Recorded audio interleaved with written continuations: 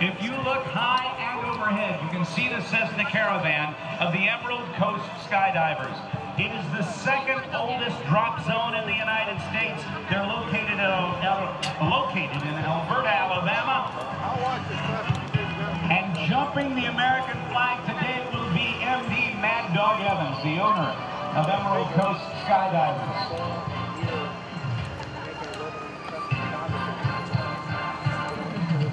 If you saw the wind drift indicators earlier, you noticed they drifted way off to show right. So the skydivers high overhead at about 7,000 feet will continue off to the left before we see the skydivers come out.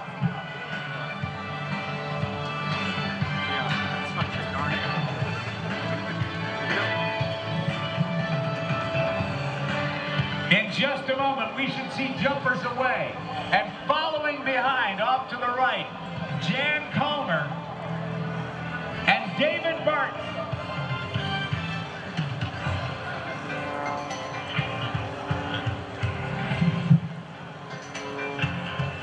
From 7,000 feet, MD Mad Dog Evans now has a canopy. You can see it up there. The second jumper is also with him. And with me right now is Jake Mules. And Jake, who's the other jumper, my friend?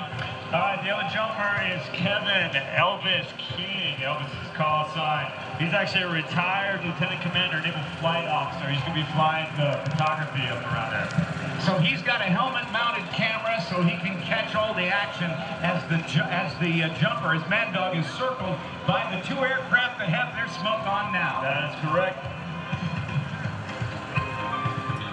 What a sight. Let's just watch. When the jumper reaches the proper altitude, I'm going to ask all of you within the sound of my voice to stop whatever it is you're doing. And we're going to honor our flag, honor our country, and honor the men and women who serve under that flag. And I'm going to ask all of you to join in the singing of our national anthem. 2012 is the 200th anniversary of the start of the War of 1812. And during that war, Fort McHenry was being shelled by the British at Baltimore Harbor for 24 or 25 hours. There's the flag. And it was at that battle during the War of 1812 that Francis Scott Key, on a ship farther out in Baltimore Harbor, was able to witness at dawn's early light a 15-star and stripe American flag that flew after that incredible shelling of over 1,500 bombs and rockets by the British. We were victorious in that war, considered by many to be our second war of independence. So this flag today, with its 50 stars and 13 red and white stripes for the 13 original colonies, is our national emblem.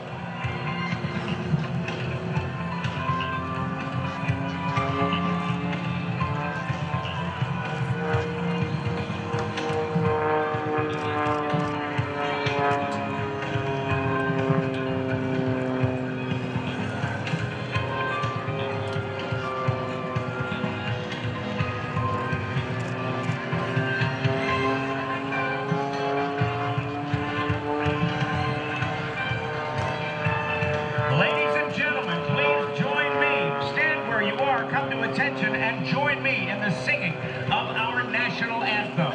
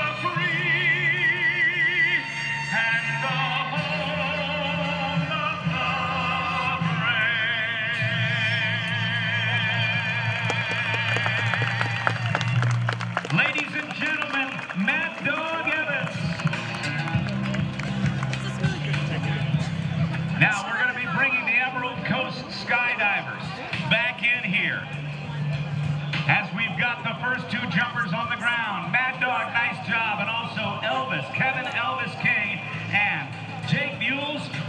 It just doesn't get any better than that, does it? No, it's great, actually. I'm also a skydiver. I actually got my license qualified at Emerald Coast Skydiving Center for the last 2 years ago. It's great jumping out of aircraft every weekend. No question about that. We've got jumpers inbound again. We're going to meet some of the rest of the skydivers. Tell us a little bit about who they are, Jake. Well, okay, so you have two tandem instructors up there right now with two civilians. Tandems are those who are not qualified to jump, so they get attached to a harness, and they jump out with somebody who is qualified. So you have two that will be coming down. They actually will come out last because of their fast fall rates. They actually have to come out last right after all the qualified jumpers. So you have two coming down. One is Jim Horak, and the other one is John Chazon. His nickname calls sign Slim. They'll be coming out last out of the aircraft. They are directly overhead now, and in a moment, hopefully we'll be able to see them. Will they be jumping some smoke, Jake?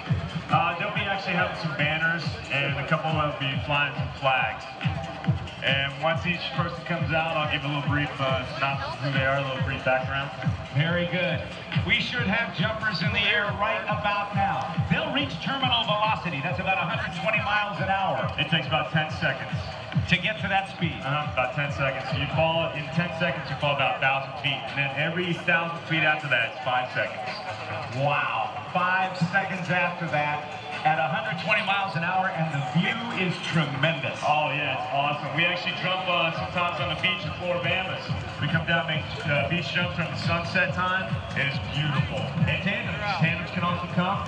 They can jump at the beach as well with the instructor and enjoy an awesome view down there. Once they get down Florida, you know, have a couple drinks, something like that, you know, a good time down there. Emerald Coast Skydiving. I'm assuming you can find you guys on the web, right? That is true, yes. You can find us on the web. Star Jammer Dinglick is still looking overhead for the canopies. Do you see them yet? No, I think he made the pass already, but I do not see the canopies yet. Maybe they'll be making another pass over. Winds are shifting a little bit. They have certainly picked up from what they were earlier this morning. Oh, yes. Winds do play a key part in how you jump. They actually have to jump upwind because the wind will drag them down to this point right here. So they'll be up towards the left side when they get out of the aircraft. Emerald Coast Skydiving is the second oldest drop zone in the United States. And it'd be a great way and a great gift. Now, let me ask the big question here. I know that these are not inexpensive parachutes. Some of them cost $6,000 for a main and reserve chute pack. And the canopies for the tandem jumps are even more expensive. But how much does it cost to, say, I were to drive up to Emerald Coast, have an appointment for a tandem jump? What would it cost me? On average, it would be approximately $160, roughly. Not bad. Okay, ladies and gentlemen, look off to the left. You can see the canopies coming in. Jake, I know you've got the colors. You know who they are. And we've got some very, very special people up there. Oh, yes. I cannot wait to introduce some of these people who are coming down. Now, the one that's going to make it down to the ground first is Ron Burnett. He's flying the white canopy with the two yellow at the very end.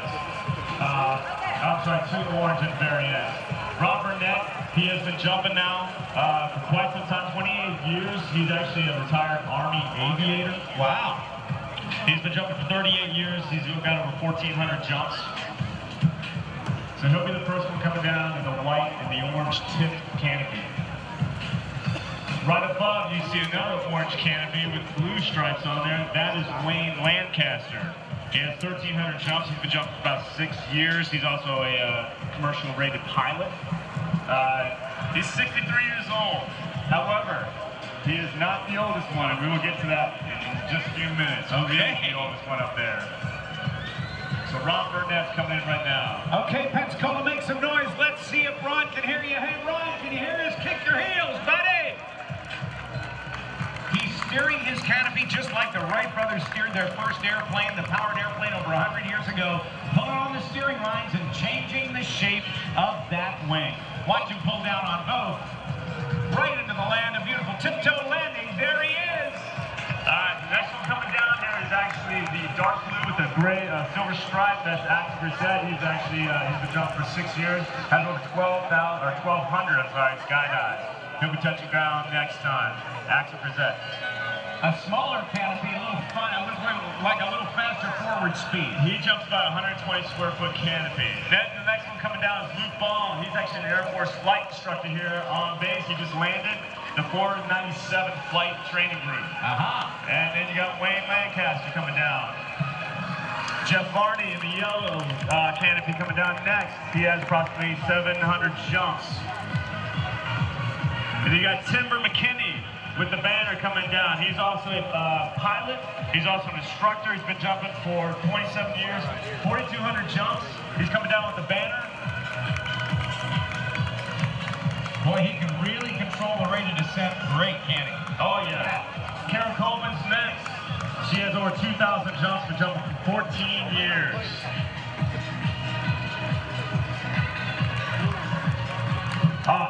One person we missed, he came down too early. I wanted to call him out actually.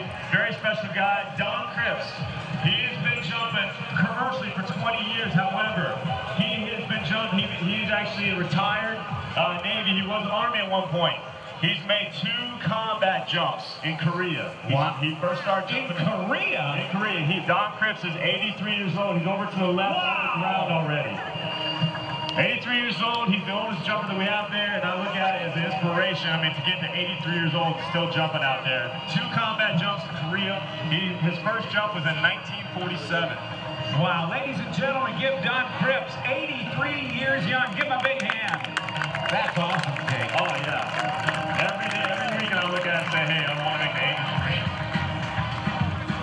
83. Who's next? All right, we got Jim Horak coming down in the blue and yellow. He's flying all our service flags right now. Army, Navy, Air Force, and Marines. He actually has a tandem attached to him. Young lady, she wanted to jump to figure out, see how it was. And hopefully when she comes down, she had a great time. We'll ask her. But he's coming down with her right now. Watch her as she gets close to the ground. Jim will tell her to pull her legs up. That is correct. That way he touches ground first. And then they're just going to basically kind of slide in, so to speak. Well, I don't know. We'll see how the winds are kind of up, so maybe they can do a stand-up landing this time around. Just 60 feet above the ground. Let's give him a big round of applause. Make some noise, Pensacola. Let's get Jim and his passenger in on target. There, the legs are up. Pulls on both. We got them. They are safe. Who's next? All right, next one, the last one is John Chazon. We call him, call his name Swift. He's coming down also with a tandem. He's an instructor. He was actually one of my instructors, so I can get my license. Wow, that's for 16 years, over 4,300 jumps. He's also a pilot as well, too. There you go, he did a stand-up landing. That's great. Jake Buell, thank you very much. Once again, Emerald Coast Skydivers in Alberta. Alberta, Alabama, it's about 25 minutes from the back gate of Pensacola.